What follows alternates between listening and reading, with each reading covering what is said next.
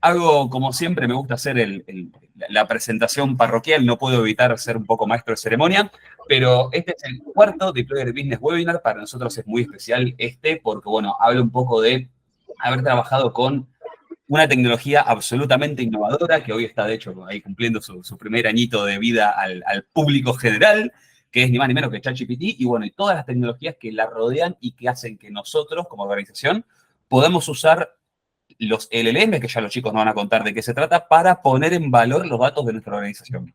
Así que, sin más palabras, le voy a dar la palabra a Agustín Di, él es Machine Learning Engineer y CTO de Deployer, y a Darío Abadí, que él es Data Engineer y CFO de Deployer también, y la palabra es toda de ellos. Bueno, buenísimo, Erno, y muchas gracias por la intro. Y bueno, antes que nada, también muchas gracias a todos ustedes por sumarse hoy y regalarnos esta hora de su tiempo. Y bueno, un poco la idea de esta charla era transmitirles y compartir con ustedes todo lo que fue nuestra experiencia llevando a producción este tipo de soluciones, ¿sí? Implementando este chat GPT en una empresa. De ahí el título de la charla, el chat GPT de tu negocio. Seguramente estarán acostumbrados a esas típicas charlas de tecnología donde les mostramos una arquitectura y les contamos cómo salió todo bien y cómo cambiamos la cultura de la empresa, aumentaron las ventas, aumentó el revenue y todos vivieron felices para siempre. Bueno, la idea de que esta charla es compartirles un poco todas las cosas que salieron mal, todas las paredes con las que nos chocamos y de a poquito cómo fuimos avanzando paso a paso sobre esos problemas, sobre esos desafíos, hasta llegar a una solución que efectivamente pudo añadirle valor a la empresa. ¿Sí? Así que, bueno, sin más preámbulo y para no extenderlo demasiado, te cedo la palabra a vos, Agustín, si querés presentarte. Perfecto, paso a presentarme y paso obligado también de nuevo agradecerles, el público se renueva, así que vamos a agradecer a todos de nuevo por el tiempo dado. Mi nombre es Agustín Díaz, soy CTO de Deployer, también co-founder, argentino, rionegrino, apasionado por la inteligencia artificial desde muy chico, así que bueno, eso me fue guiando hacia mi carrera profesional, que ya lleva más de 5 años trabajando con lo que son modelos de lenguajes y su puesta productiva. Bárbaro. Así que bueno, arrancamos. Tenemos un montón para charlar, esperamos llegar a tiempo. Así que bueno, un breve repaso de qué es lo que esperamos ver el día de hoy. Por un lado, una introducción a los LLMs, que así les cuento rápidamente. Un LLM sería la tecnología que corre detrás de ChatGPT, ¿sí? En español se conoce como grandes modelos de lenguaje y en inglés, por sus siglas, se conoce como LLM, Large Language Model. Y esta es la tecnología que está detrás de ChatGPT y que permite esta experiencia conversacional. Y no es algo nuevo, sino que hace años que ya existe, pero la empresa OpenAI se encargó de perfeccionarlo, ponerle una interfaz súper amigable, y así es que se volvió súper popular recientemente. Y hoy estamos festejando su cumpleaños. Así que bueno, un poco una introducción más técnica de qué es esto. Después, aplicaciones que pueden tener estos LLMs en empresas.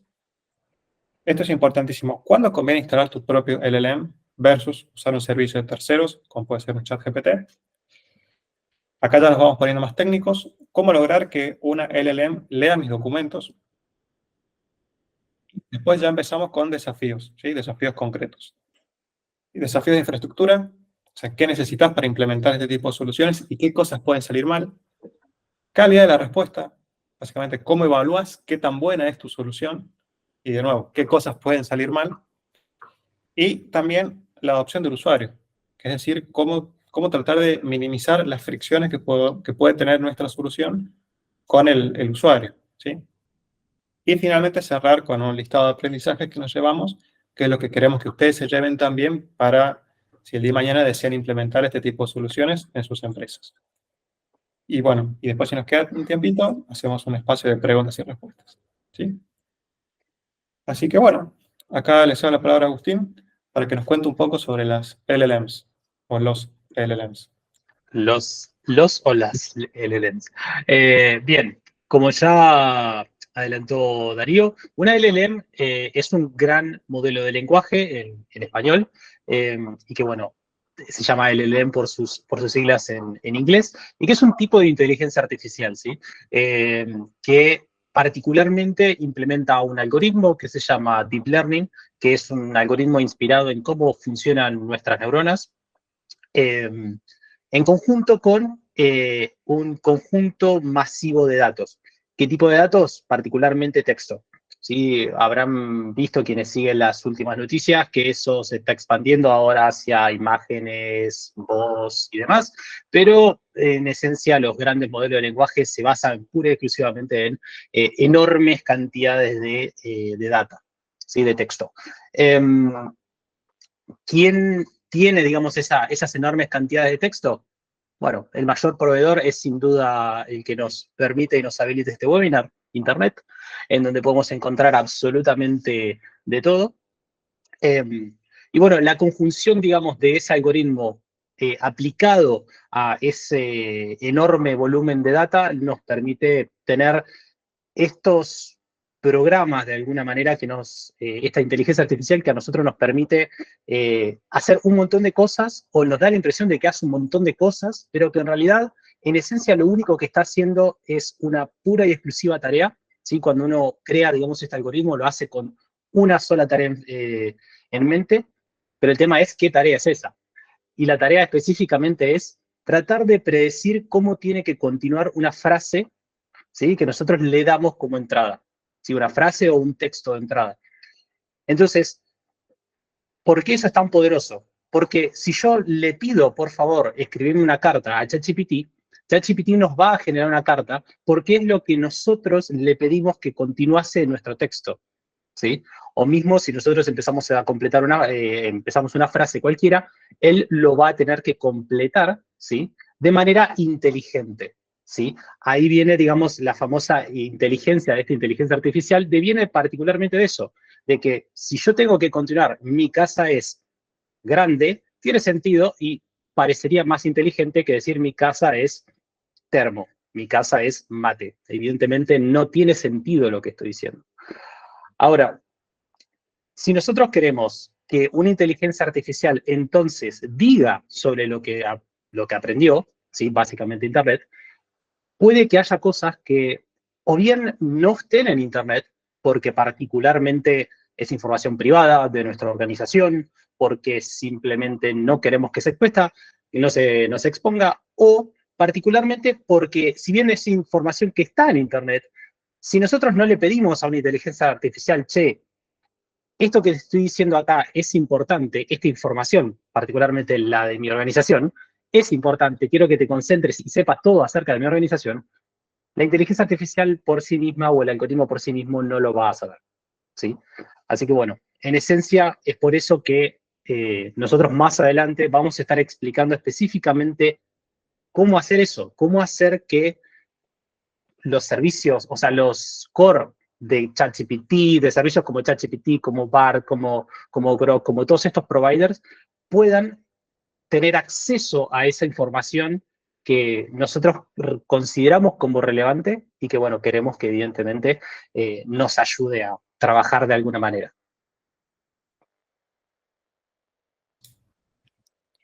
Fantástico. Bueno, y ahora que entendimos un poco qué son estos LLMs, veamos cómo se pueden usar en la industria. Aquí lo que les trajimos es un resumen de algunas aplicaciones típicas que suelen ocurrir y que seguramente muchos de ustedes ya lo están usando para estas cosas. Como por ejemplo, atención al cliente. O sea, imagínense un chatbot. Hoy hay empresas que ya están implementando este tipo de tecnologías para alimentar a sus chatbots, que los chatbots tengan una experiencia conversacional mucho más fluida y no tan estructurada, ¿no? Como suelen tener los chatbots tradicionales. También es muy bueno esto para obtener información a partir del chat. Una persona que te deja los datos como tu DNI, tu número de cuenta, tu teléfono, tu mail para resolver algún problema, de Customer Service. Por ejemplo, estas herramientas también son muy buenas para obtener esos datos y, bueno, enviarlas al área correspondiente. Generación de contenido, bueno, esto clásico en marketing, generar textos de las de las publicidades o para alguna publicación. Quizás uno está haciendo un blog y hay una idea que no sabe bien cómo escribirla o cómo darle forma. Entonces ahí estas herramientas nos ayudan bastante. Traducción. Esto también, por ejemplo, imaginemos que tenemos un cliente o un proveedor que no es hispanoparlante, capaz que habla en inglés o portugués. Y bueno, por ahí estas herramientas nos ayudan a facilitar esa conversación a la hora de escribir un mail o a la hora de elaborar un documento, una descripción técnica, una presentación, etc. Asistencia legal y de cumplimiento. También estas herramientas uno les puede dar un documento, la herramienta lo lee, lo analiza y nosotros podemos hacerle preguntas sobre ese documento, o incluso hasta modificar un documento o crear uno de cero. Por ahí uno puede tomar un contrato, darle este contrato y decirle, necesito un contrato similar, pero que trate las siguientes condiciones. Entonces, toma ese como ejemplo y elaborame uno nuevo. Eso también se puede hacer. Aclaro, no es consejo legal esto. Y después, proceso de selección de recursos humanos. Hace poco fui a una charla de una empresa que tenía el problema de que a la hora de contratar tenía un montón de currículos y el personal de recursos humanos pasaba horas leyendo cada CV por separado, cada CV con una estructura distinta. Así que implementaron su propio LLM interno en esa empresa y ese LLM se encarga de analizar todos los CVs, extraer información, volcarlos en una base de datos y después el personal de recursos humanos directamente le pregunta al LLM, mira, necesito un perfil que cumpla con estas características. O sea, un data scientist con experiencia en e-commerce. ¿Qué tenés en la base de datos? Y el LLM se da vuelta, busca y devuelve los perfiles interesantes o que pueden matchear con esa búsqueda. ¿Sí? Y también desarrollo de código. Este es súper común entre los programadores, usar ChatGPT para desarrollar código. ¿Sí? Así que bueno, y también hay un montón de otras aplicaciones. Yo sé que esto seguramente ya lo conocían y que no les estoy aportando demasiada información, pero ¿qué es lo que quiero que se lleven de esta parte? Fíjense que todas estas aplicaciones que parecen como súper sencillas intervienen en áreas que son críticas para una empresa. ¿Sí? Imaginemos, por ejemplo, empecemos por atención al cliente. Si nosotros establecemos un chatbot que interactúe con la gente va a compartir información confidencial con ese chatbot. Va a compartirnos datos de cuentas, información de contacto, ¿sí? Direcciones. Entonces, todo eso va a pasar por un LLM. Ahí surge la pregunta, ¿eso conviene que ese LLM conviene que esté en mi organización, que yo tenga el control, o quiero darle toda esa información a un tercero, como puede ser OpenAI o Google, por ejemplo? No digo que una opción sea mejor que otra, pero tenemos que ser conscientes de eso.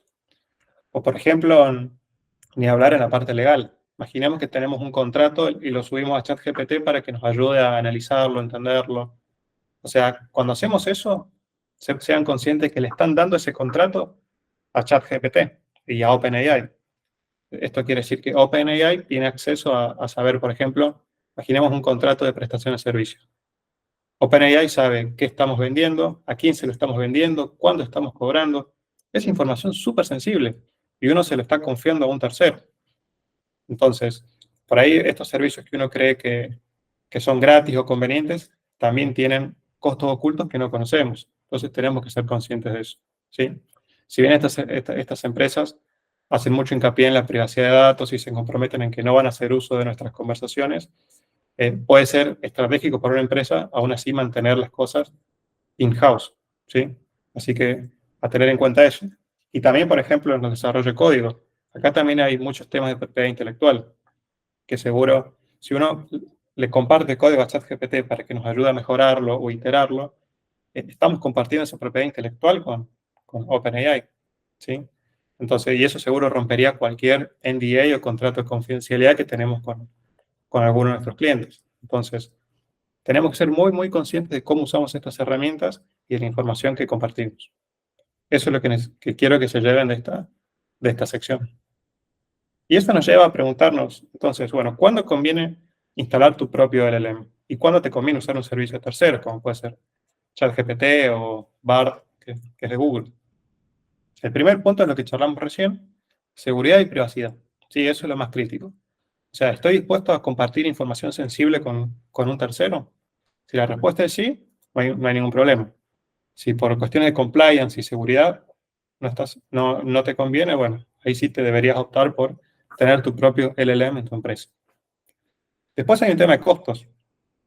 Estos servicios como ChatGPT, por lo general disponibilizan una API y uno hace llamadas a esa API. Entonces, y te cobran por esa llamada. Si creemos que nuestra aplicación va a hacer pocas llamadas, a nivel de costos, sí conviene pagar por cada llamada. Pero si imaginemos un chatbot que hace atención al cliente y tengo cientos de conversaciones todos los días, cada oración que uno comparte con el chatbot es una llamada a la API. Entonces, eso a nivel de costos escala muy rápido, ¿sí? Entonces, quizás ahí sí sería conveniente tener tu propio LLM. Y por último, a nivel de control, que esto es más estratégico. O sea, si la información que va a estar acá es muy sensible o es crítica para mi negocio, ¿realmente se lo quiero confiar a una empresa, a un tercero? Entonces, esto es más, insisto, a nivel estratégico. Y también tengo más control y flexibilidad sobre cómo modificar la herramienta. Si yo tengo toda la estructura en mi empresa para poder tener mi propio LLM, también tengo la flexibilidad, por ejemplo, de probar con diferentes modelos, que no sé si sabían, pero siempre están saliendo modelos open source nuevos, como Llama, Llama 2, Mistral, y van a seguir saliendo. Entonces, si yo tengo mi propia estructura, tengo la flexibilidad para ir cambiando estos modelos y también generar todo un sistema para que se alimenten con toda la información interna de mi empresa. ¿Sí? Así que no hay una respuesta tan fácil sobre si conviene usar un servicio de terceros o tener mi propio LLM.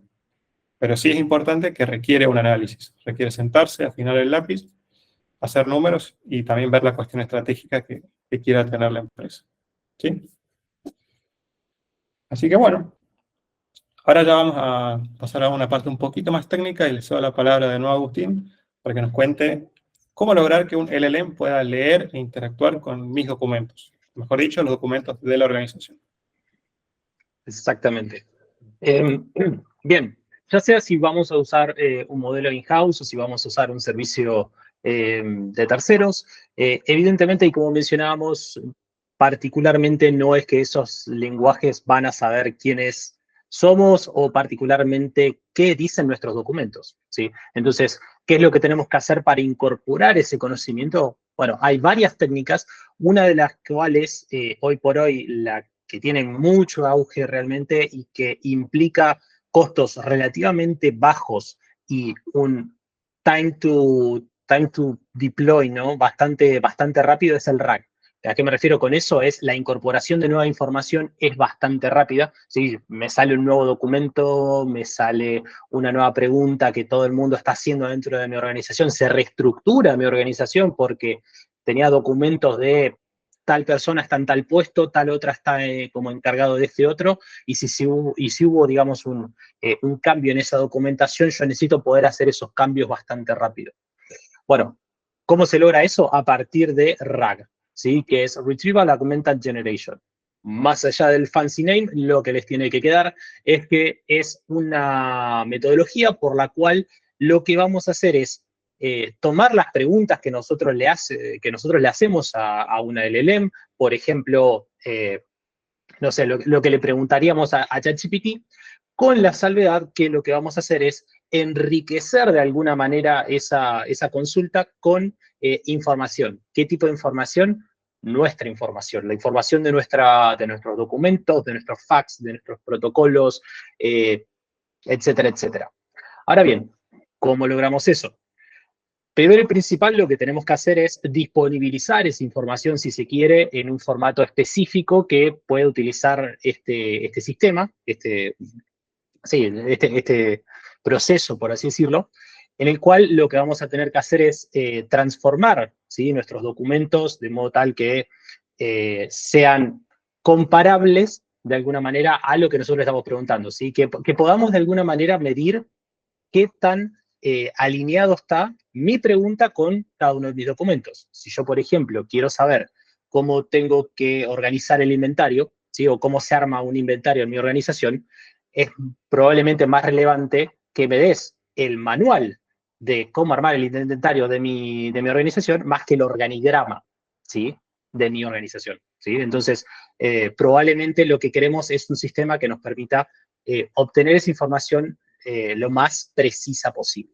Así que bueno, una vez que tenemos todos nuestros documentos guardados, ¿sí?, en esta base del conocimiento, lo que vamos a tener que hacer es, bueno, usar la herramienta.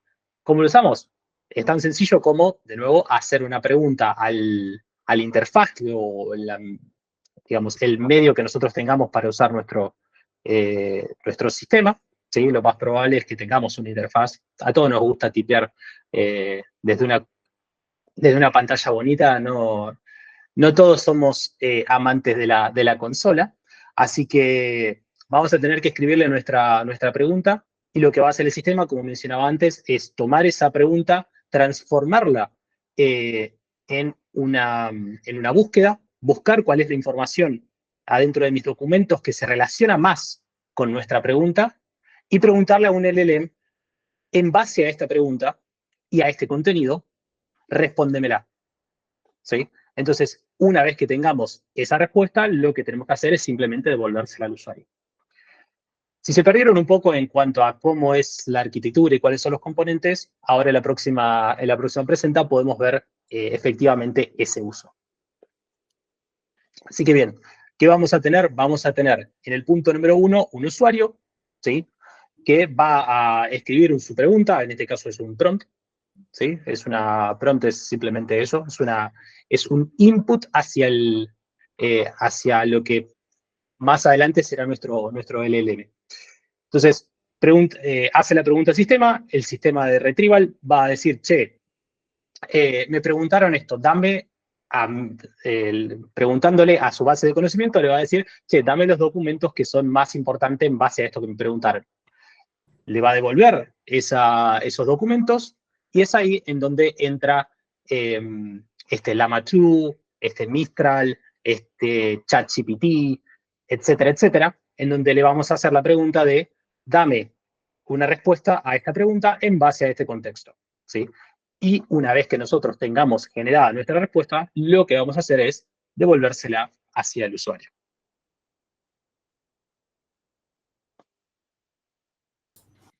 Clarísimo, Agustín.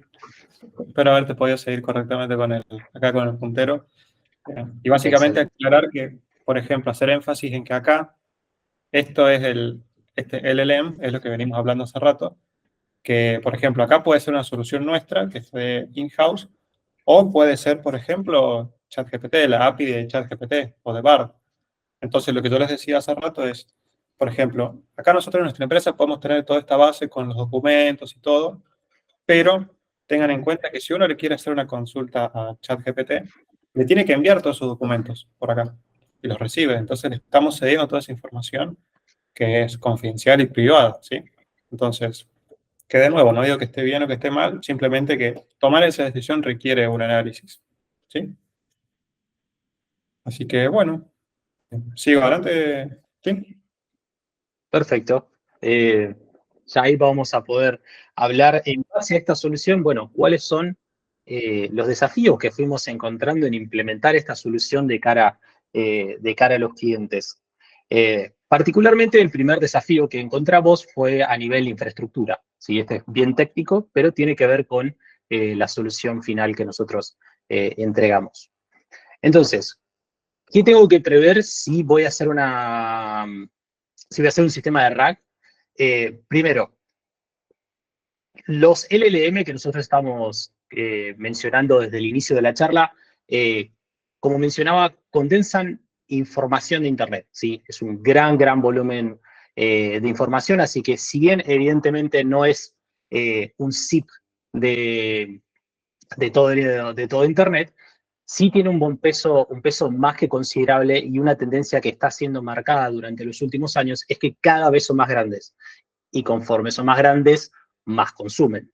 Entonces, si nosotros queremos tener la última tecnología, probablemente lo que vayamos a necesitar también es bastante reciente o bastante demandante, y un recurso que este tipo de tecnología demanda es los chips gráficos, ¿sí? Las GPUs.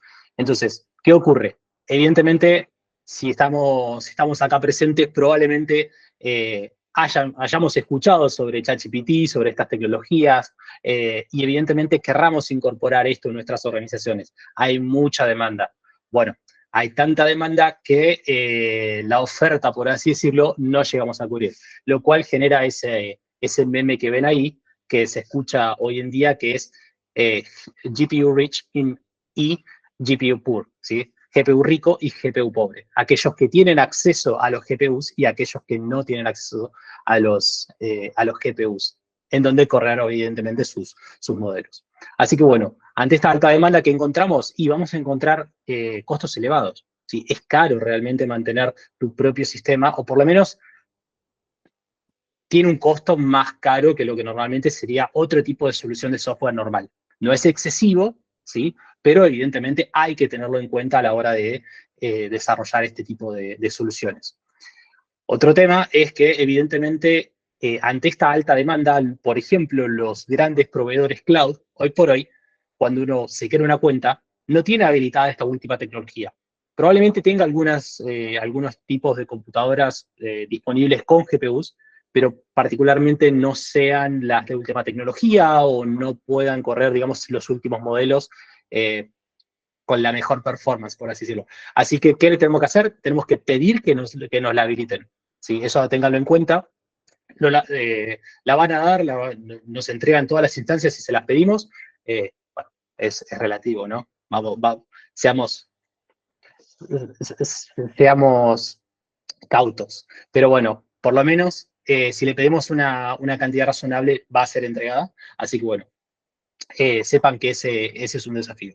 Por otro lado, tenemos los tiempos de respuesta y escalabilidad que demanda nuestro problema, nuestra solución. Si nosotros vemos muchas de las demos que vamos a encontrar en internet sobre este tipo de sistemas, vamos a ver que, por ejemplo, corren sobre computadores local, con archivos chicos, con una escala medianamente baja, lo cual está bien para un prototipo, pero si la solución que nosotros queremos armar tiene que tener una cierta escala, va a tener, como mencionaba Darío, un alto volumen de requests, porque tenemos un chatbot y tenemos cientos y cientos de requests por minuto, eso no va a escalar bien, así que probablemente tengamos que tener eso en cuenta. Y por último, y algo que mencionábamos al principio, las LLMs nutren a servicios, o sea, son el core de servicios como, por ejemplo, ChatGPT o Bard, etcétera, pero no lo son todo. Son tecnologías que, de hecho, llevan ya un par de años y en el mundillo, por así se quiere, de la ciencia de datos se conocía, pero nunca hubo una mejor interfaz hacia ellos como ChatGPT. Y de ahí la gran revolución. Así que aquí menciono con todo esto que vamos a necesitar probablemente de cara al usuario también tener en cuenta que vamos a tener que armar una interfaz. Clarísimo, Agustín. Y bueno, muchos de estos puntos que él mencionó fueron cosas que nosotros fuimos aprendiendo, como decimos en Argentina, a los ponchazos o a los tropiezos, por así decirlo. ¿Y qué nos ocurrió? Nosotros inicialmente quisimos implementar un sistema, un LLM un poquito más reducido en una CPU y dijimos, che, esto parece andar bien. Pero a medida que la gente lo empezó a usar, empezó a aumentar el consumo, se fue penalizando el tiempo de respuesta. Entonces la experiencia del usuario era mala. Y ahí dijimos, hace falta poner una GPU. Y ahí fuimos a Amazon y nos encontramos con que no habían disponibles. Tuvimos que solicitarlas. Hubo un tiempo de espera desde que lo solicitamos hasta que lo habilitaron. Y en el medio, ¿qué pasa? Bueno, todo esto retrasa la salida a producción y mientras tanto va generando fricciones con los usuarios, ¿sí? O sea que hay un costo detrás de todo esto. Entonces, por eso es que les queremos compartir esto, porque si ustedes van a ir por este camino, tengan en cuenta este tema de infraestructura, ¿sí? Y también consideren que, como para ponernos en contexto, tiene sentido que falten GPUs porque ahora hay un montón de gente experimentando con estas nuevas tecnologías. Entonces, hay alta demanda de GPUs. Entonces, por eso tengan en cuenta y sean precavidos de tratar de reservarlas lo antes posible.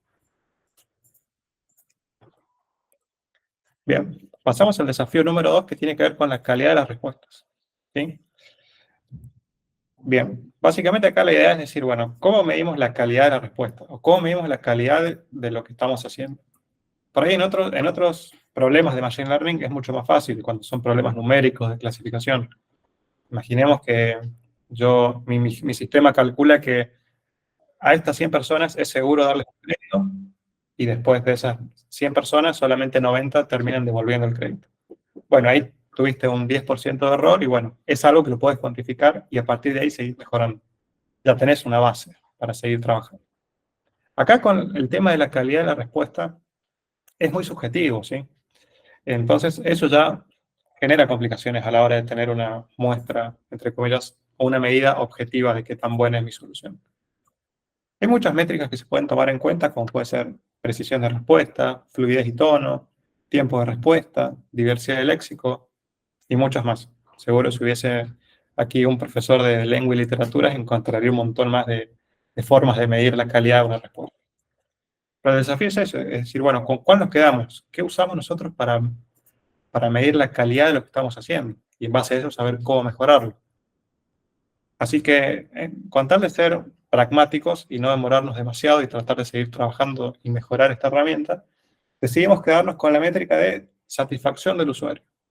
Esta métrica que resume todas las anteriores, que es básicamente ver si el usuario está conforme con la respuesta o no.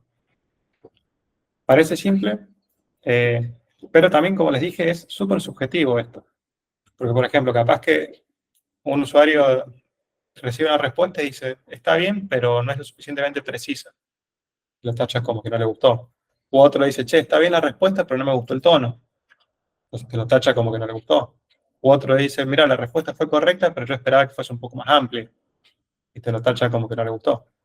Y así. Y capaz que lo que para uno no está bien, para otro usuario sí está bien. Así que, de nuevo, es súper subjetivo, pero aún así nos sirvió como para tener una base. ¿Sí? Y ustedes dirán, bueno, ¿cuál fue el sistema de trazabilidad y monitoreo que utilizamos para recibir todo este feedback? Bueno, básicamente una planilla de Excel, ni más ni menos. Tratamos de ser pragmáticos, no perder demasiado tiempo y tratar de obtener la mayor cantidad de información en el corto plazo. Entonces, básicamente hicimos una planilla de Excel que compartimos con los usuarios.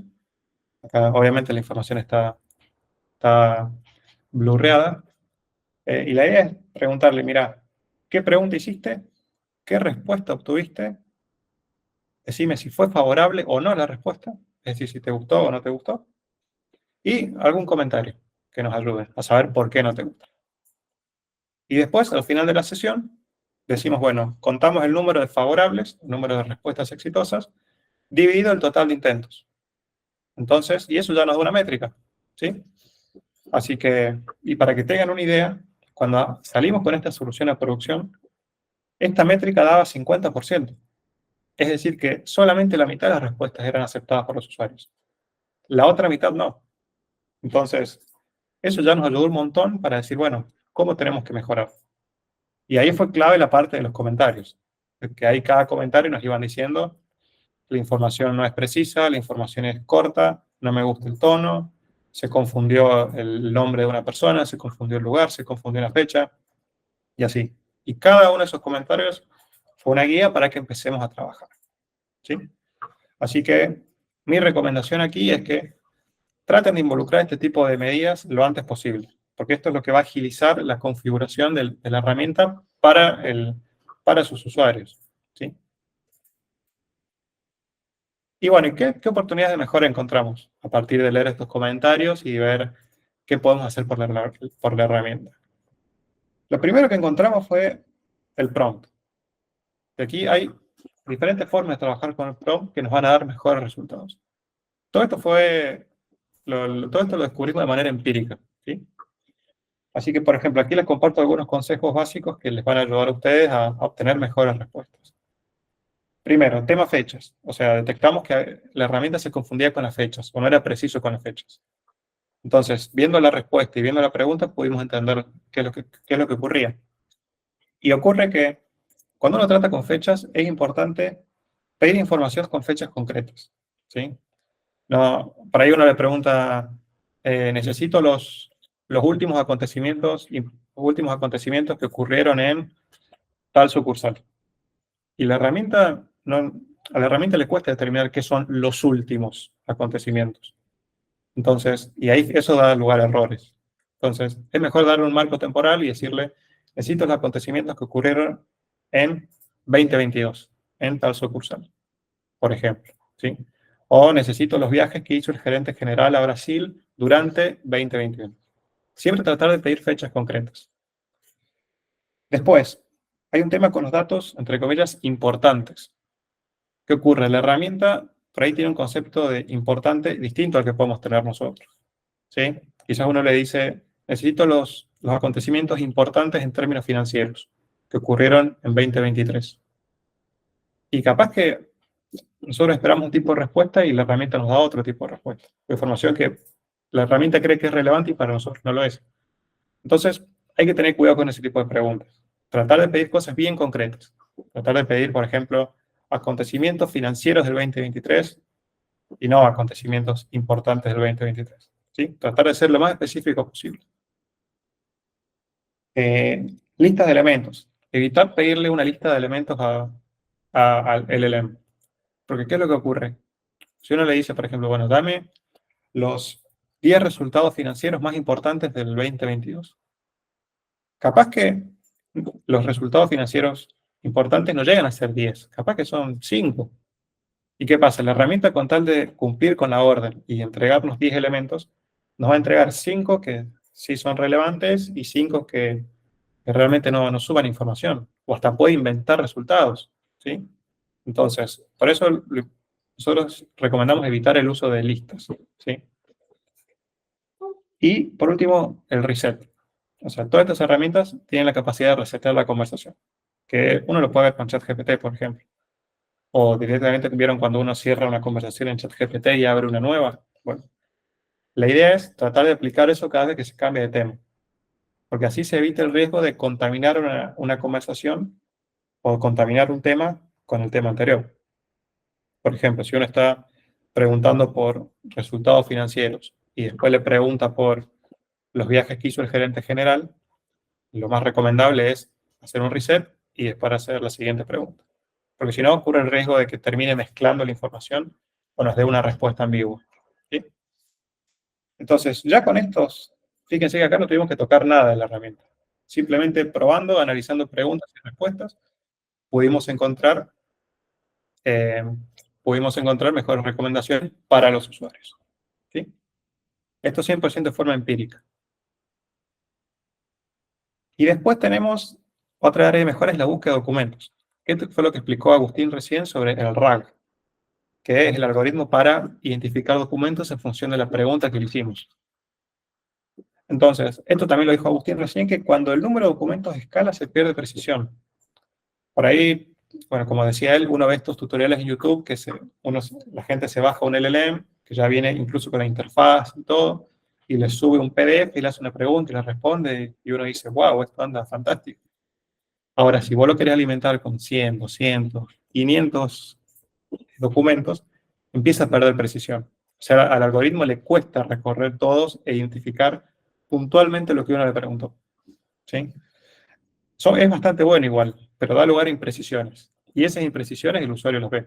Y eso termina generando fricción, porque el usuario dice, che, pero al final la respuesta parece bien, pero yo tengo que darme vuelta, ir a revisar la fuente y termino perdiendo más tiempo. Para eso hubiese ido a la fuente y listo. ¿Sí? Entonces, hay toda un área de mejora en la búsqueda de documentos. Algunos consejos que les podemos dar y que nos funcionaron bastante bien fue, primero, enriquecer los documentos con metadata. Es decir, tratar de sumar al documento más metadata sobre cuándo fue la fecha de publicación, quién es el autor, a qué área del negocio corresponde, ¿sí? Y cualquier otra metadata que consideremos importantes. Porque recordemos, acá la idea es tratar de hacérselo lo más fácil posible al algoritmo para que pueda encontrar la información. Bueno, modificar el algoritmo para integrar esta metadata, claramente. Y también incluir documentos con información crítica que sabemos que la gente va a preguntar. Por ejemplo, capaz que le preguntamos a la herramienta sobre, no sé, la biografía del gerente general, y capaz que ese documento no está dentro de la base de datos. Entonces, por ahí tengamos en cuenta qué cosas, para qué uso le va a dar el usuario, y en función de eso también muchas veces nos toca generar documentos que puedan responder a las futuras preguntas del usuario. ¿Sí? Así que bueno, y el desafío 3 es la adopción de la herramienta. Aquí les contamos qué cosas pueden salir mal por parte o qué cosas pueden generar fricción a la hora de adoptar esta herramienta, ¿sí? Por parte de los usuarios. Muchas cosas que nos pasaron al principio y consecuencia de estas cosas que fueron saliendo mal, es que, por ejemplo, no se conoce claramente qué puede hacer la herramienta y qué no. Muchas veces pasa que el usuario está, entre comillas, mal acostumbrado y espera que haga de todo en la herramienta. Y bueno, eso no ocurre. Y eso da lugar a una decepción. Lo que les comentaba recién, frustración del usuario al no obtener el resultado 100% esperado. O sea, por ahí capaz que nosotros lo vemos, che, la respuesta está al 90% bien, es aceptable, pero ese 10% que falta hace que el usuario tenga que ir a otra herramienta, ir a buscar, leer, revisar, y eso ya genera fricción, genera frustración, genera pérdida de tiempo, ¿sí? También como consecuencia de lo anterior, esto lleva a pensar si realmente es útil esta herramienta, si realmente genera valor. O sea, muchas veces pasa, tipo, che, si tengo que ir a chequear si estos datos están bien o no, termino perdiendo más tiempo. Entonces, para eso, directamente ni uso esta herramienta. ¿Sí? Y bueno, y otras más. Y seguramente esto que les estoy contando no es exclusivo de este tipo de proyectos, sino que suele pasar en muchos proyectos de software. ¿Sí? Pero bueno, les comentamos lo que nos ocurrió a nosotros y específicamente cómo lo fuimos solucionando. Así que bueno, la solución que encontramos para esto fue, por un lado, mejorar el RAG, o este algoritmo de búsqueda, que fue un poquito lo que les comenté recién de sumar metadata, modificar el algoritmo, ¿sí? Y otras cositas más, de un punto de vista técnico. Y también ampliar la infraestructura, que esto es lo que les comentaba hace rato, de que por ahí una infraestructura que no es lo suficientemente robusta da lugar a que la herramienta no ande bien, básicamente. Y después, otra área importante es la educación hacia el usuario. Acá sí nos tenemos que poner un poquito firmes y agarrar al usuario e involucrarlo desde el momento cero y también comunicarle. Primero, comunicar con claridad qué se puede hacer y qué no se puede hacer con la herramienta. ¿Sí? Acá es importante setear expectativas. Porque a veces el usuario cree que se puede hacer de todo y no se puede hacer de todo. Entonces tenemos que ser claros también nosotros en explicar qué alcance tiene.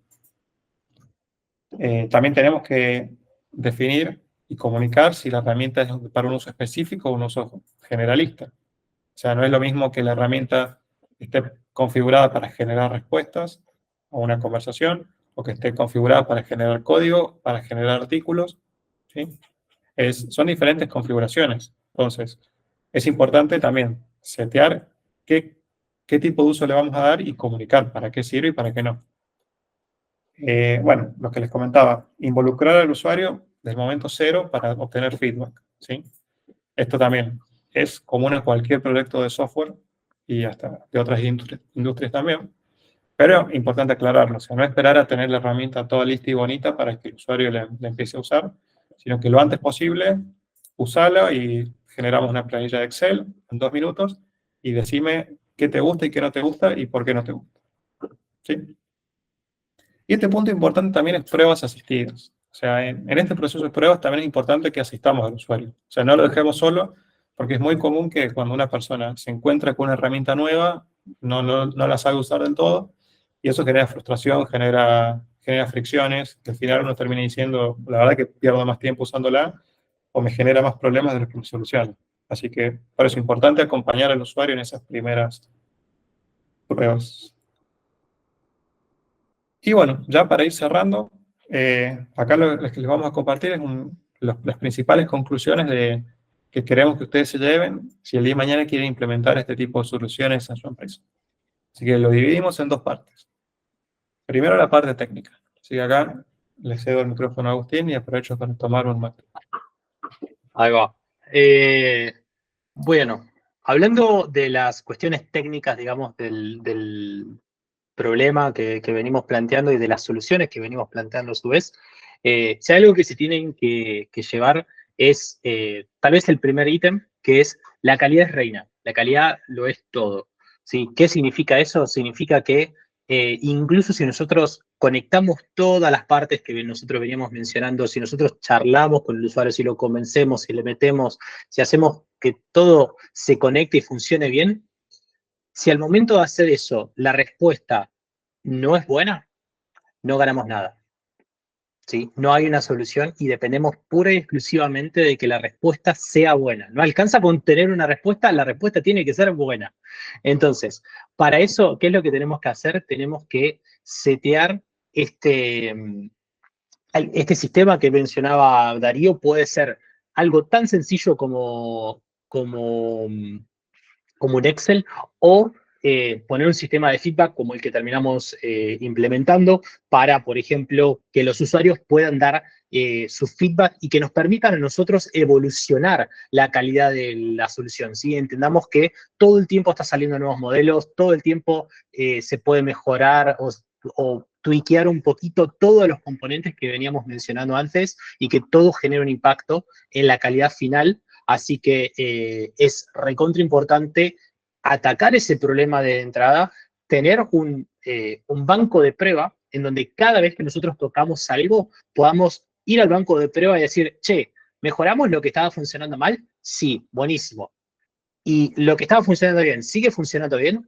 Porque eso también hay que tenerlo en cuenta. Cuando nosotros tweakeamos y arreglamos las cosas, que no empieza a perder agua por otro lado.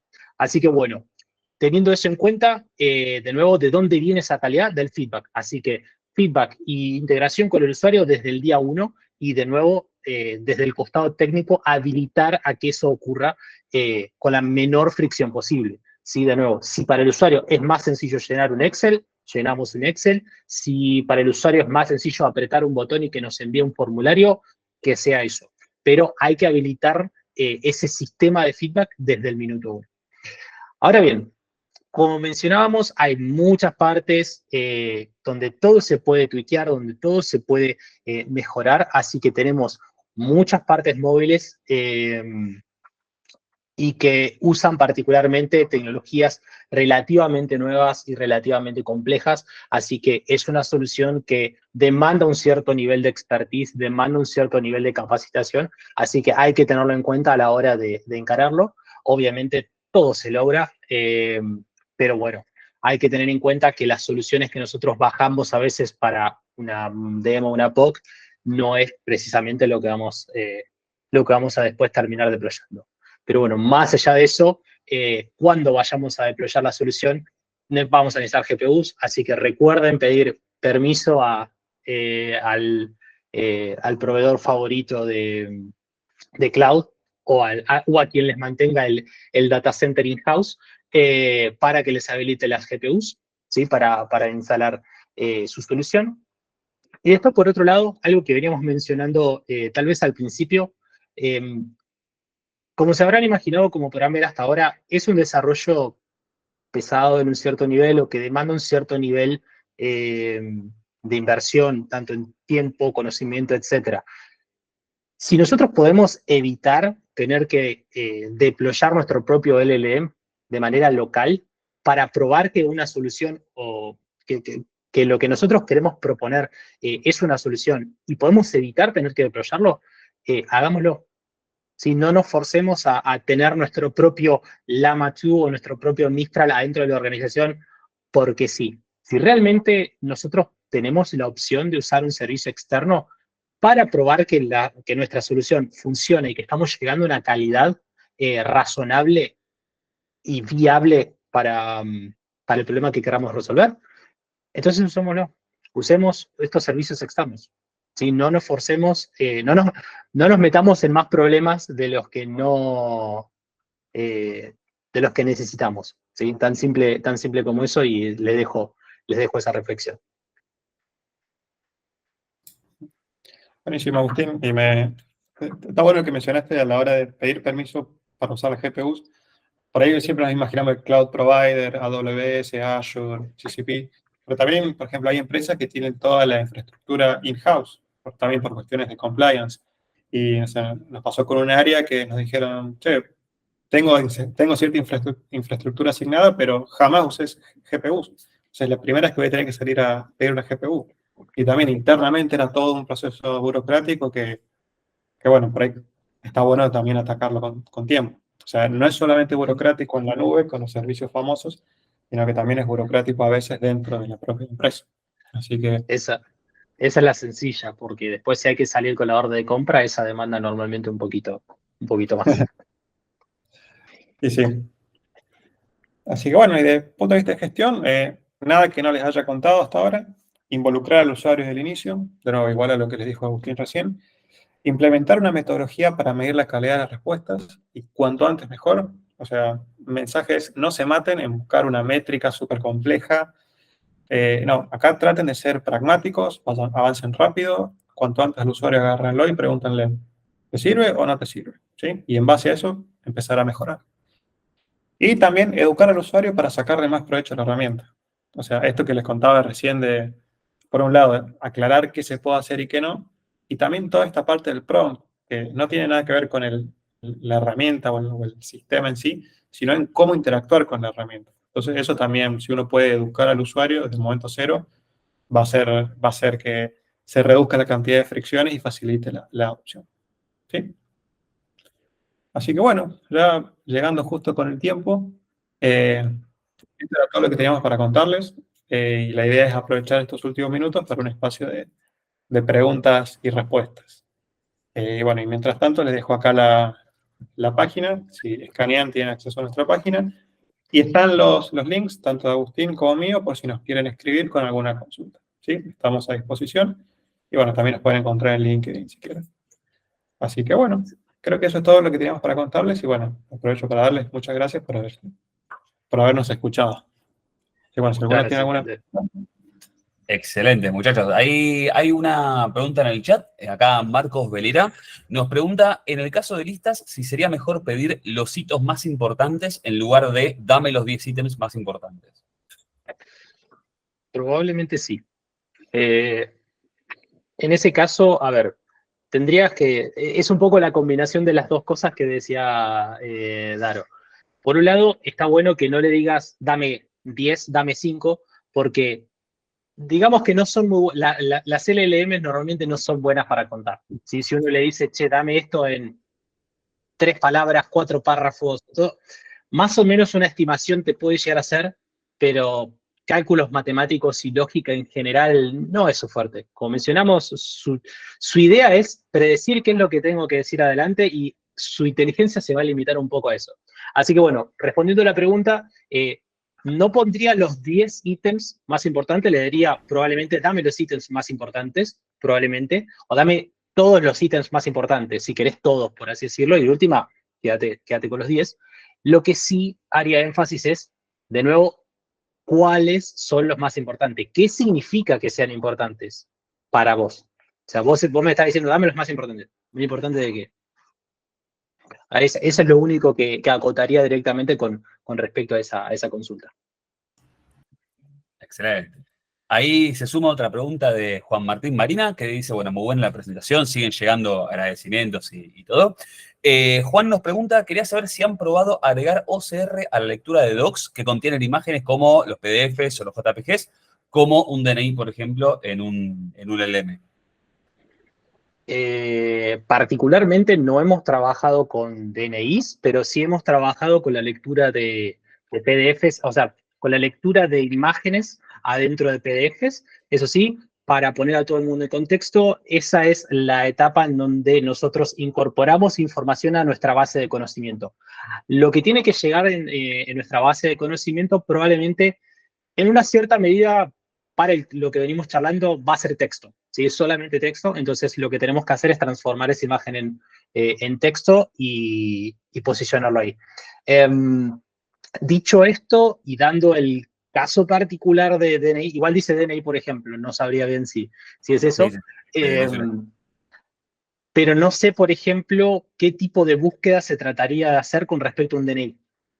Porque dado que la información es bastante estructurada y que mi DNI es probablemente igual al tuyo, bueno, no sé, se imprimieron 85 DNIs en los últimos 20 años, no sé qué, puede ser cualquier cosa, pero dicho esto, son bastante estándares, entonces probablemente no sé si lo pondría en ese tipo de base de conocimiento más especializada en la semántica o el significado del texto.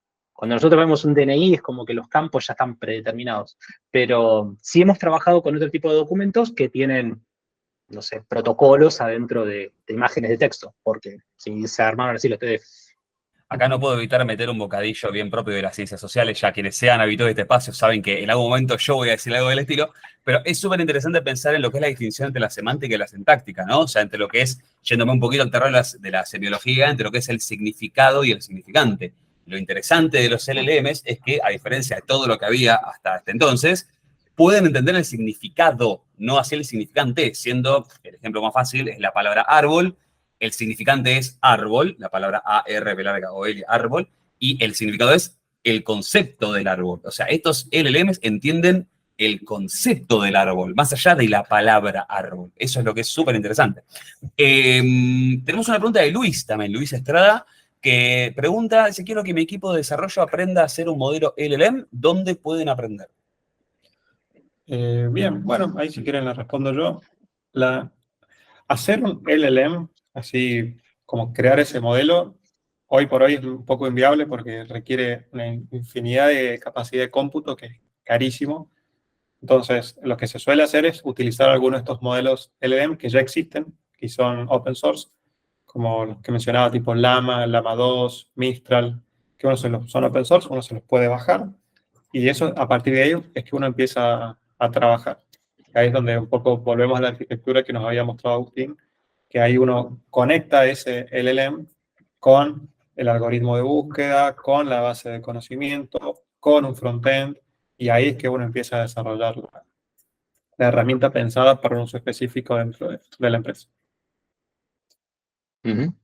Ahí como complemento, si quieren una referencia, por lo menos en lo que es deployado del LLMs en general, a nivel general, mi recomendación sería los tutoriales de Hugging Face, que es una empresa que provee un montón, es probablemente el catálogo más grande de modelos abiertos que hay hoy por hoy a disposición, así que les recomiendo que, y tienen sus, digamos, sus propios cursos y guías y etcétera, mi recomendación sería que vayan por ese lado.